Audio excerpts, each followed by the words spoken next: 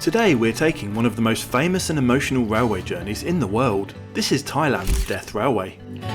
Built during World War II in horrific conditions by Allied prisoners of war and Asian forced labourers, the line originally stretched all the way from Thailand and well into Burma, now Myanmar. Over 100,000 people died building it. But today, part of the railway still survives, and surprisingly it's incredibly easy to ride as a tourist.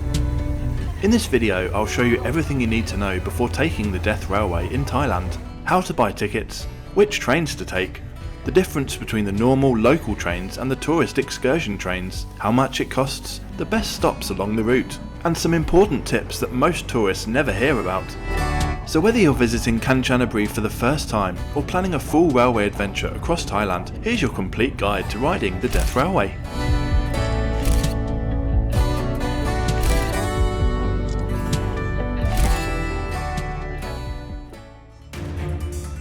The Death Railway, also known as the Thai-Burma Railway, was a project of the Japanese Imperial Army during World War II. The goal was to create a direct railway supply route between Thailand and Burma for Japanese troops fighting in the Burma campaign. Construction began in 1942 and the railway eventually stretched for 415 kilometres. The line was built incredibly quickly by today's standards and with none of the modern equipment, through dense jungles and mountains, along cliffs and through river valleys.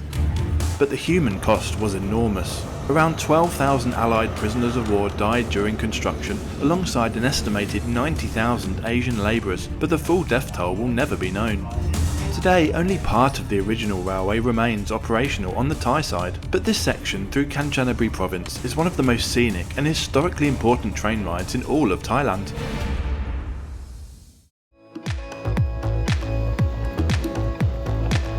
Most people will start their journey in Bangkok, the bustling Thai capital.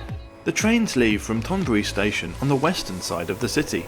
This is neither of Bangkok's two main railway stations, and that catches out a lot of tourists. The easiest way to reach it is by grab taxi direct from your hotel, or by taking the MRT Blue Line to Bang Krung Non and then walking 10 minutes, or taking a motorcycle taxi from outside the station.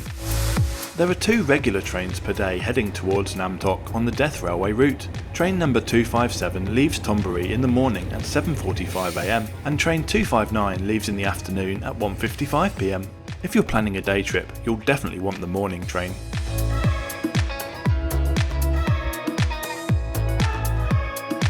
The normal Death Railway trains are local ordinary services. That means you cannot buy tickets in advance online. Instead, ticket sales only open 30 minutes before train departure time at the station itself. And honestly, this scares tourists way more than it should, because unlike many trains in places like Europe, Japan or China, these trains cannot sell out. All seating is non-AC third class and there are no reservations. There is a mix of wooden benches and plastic seating depending on the coach. You simply turn up, buy your ticket, get on board and sit in any free seat. It is recommended to try and secure a forward-facing, left-hand side window seat for the best views later on. For foreign tourists, the fare is fixed at 100 Thai baht each way, regardless of distance travelled on the line. This is incredibly cheap, considering it is one of the most famous railways in the world. Now, there is also a once-daily tourist excursion train on weekends and public holidays departing from Hua Lamphong station. This is operated using these 3-coach DMUs, one coach of which has air conditioning. These do have reserved seating, do need to be booked in advance, and are priced as a round trip. If you will not make the return journey that day, just tell the conductor so they aren't looking or waiting for you. Tickets for these are actually cheaper in non-AC third class at 120 Thai baht, or 240 Thai baht for AC second class. In my opinion, the regular trains are part of the authentic experience, but don't expect luxury. These are traditional loco-haul trains with open windows, ceiling fans, simple bench seating and lots of locals just going about their business. But that's exactly what makes the trip special, and it runs 2 times daily. And because the windows are open, you get that proper old school railway feeling. There are countryside views almost immediately after leaving Bangkok, rice fields, small stations, river crossings, and eventually the dramatic scenery after Kanchanaburi. There's usually a plethora of food sold on board by vendors walking through the train too. It's basic, but incredibly atmospheric. After 90 minutes or so of travel from Bangkok, the official start point of the Thai-Burma Railway is at Nong Pladuk Junction Station. indicated by this inscribed boulder on the platform on the right side of the train. This commemorates the start of construction of the line in September 1942. This is somewhat obscured now by the new raised platforms. Just after the station is where the Death Railway branches off to the right from the Southern Line, which then continues down to Hua Hin, Surat Thani, Hat Yai and ultimately the Malaysian border. The first major stop for most tourists is at Kanchanaburi. This is where you'll find the famous bridge on the River Kwai. Technically, the river beneath it was renamed shortly after the movie made it famous and tourists started arriving en masse. But today, this has become one of Thailand's most visited wartime landmarks. The train actually crosses the bridge very slowly, giving passengers great views in both directions. The excursion trains stop for a short while just before it, so you can wander along and take photos. The local train does not do this, however.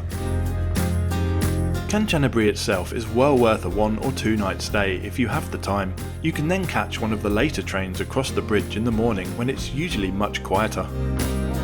Around the bridge area you'll also find museums, wartime cemeteries, memorials, cafes and lots of hotels. Trying to do the whole Death Railway tour as a day trip from Bangkok is definitely possible, but you are rushed. You will miss a lot and don't get the time to soak in the full experience, especially in the oppressive Thai heat. Now this is the part of the route that everybody comes for. 5 minutes after crossing the bridge, the train reaches Chongai Cutting, an impressive section of line which travels between high rock walls like at the famous Hellfire Pass. There's also a pier here where long-tail boats from the bridge can drop you off, plus a hilltop coffee shop with great views over the line and the Kwai Noi River. And eventually you reach Tham Krasae. This is the famous wooden trestle viaduct built into the cliffside. It's the most iconic section of the entire Death Railway and one of the most spectacular railway views anywhere in the world. The train crawls across this section extremely slowly, mainly to avoid all the tourists who are trying to get that perfect Instagram selfie. And honestly, even after seeing countless photos and videos online, it still feels surreal to witness it in person. Below you is the river, above you are vast limestone cliffs, and you are on board a 120-ton train perched on this fragile-looking wooden railway structure originally built by prisoners of war 80 years ago. Crazy!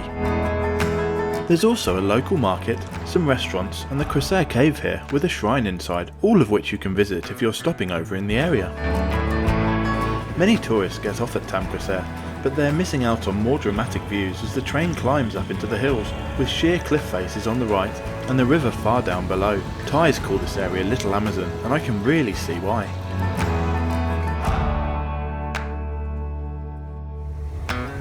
So which train should you actually take? Honestly, both are good for different reasons. The regular train feels more authentic, and you can go any day you please. You're travelling with locals, the windows are open, and you have much more flexibility. But the tourist train is easier and more comfortable for many first-time visitors. It also starts from Hua Lamphong station right in the city centre, but you can only go on weekends or public holidays. It includes reserved seating, an air-conditioned option, planned sightseeing stops, and a more relaxed atmosphere aimed specifically at tourists. It also continues all the way to Sayok Noi waterfall, where you can cool off in the water, have some lunch at the nearby restaurants, and look around the local area. The choice is very much up to you.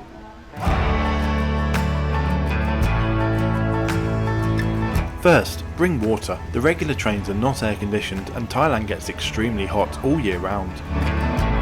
Second, don't expect fast speeds. This is a slow railway, but that is very much part of the experience. Third, if you want the best photos of the Tham Krasae wooden viaduct, try to secure a seat next to an open window on the left side of the train when travelling from Bangkok or Kanchanaburi well in advance of arriving there.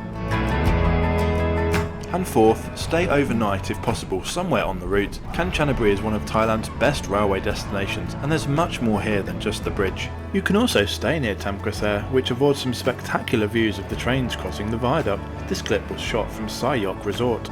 I will leave Google Maps links to points of interest and some recommended accommodation options in the description below. And finally, remember this is not just a tourist attraction. For many people this railway is also a memorial site connected to immense suffering and loss. So while the journey is beautiful today, it's worth taking a moment to remember and respect the history behind it. You can also visit the War Cemetery in Kanchanaburi and the excellent museum opposite.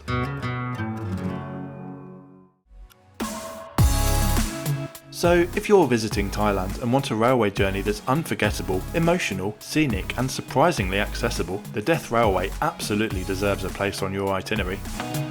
If you enjoyed this guide, be sure to subscribe because we've got many more railway adventures across both Thailand and the rest of Asia coming very soon.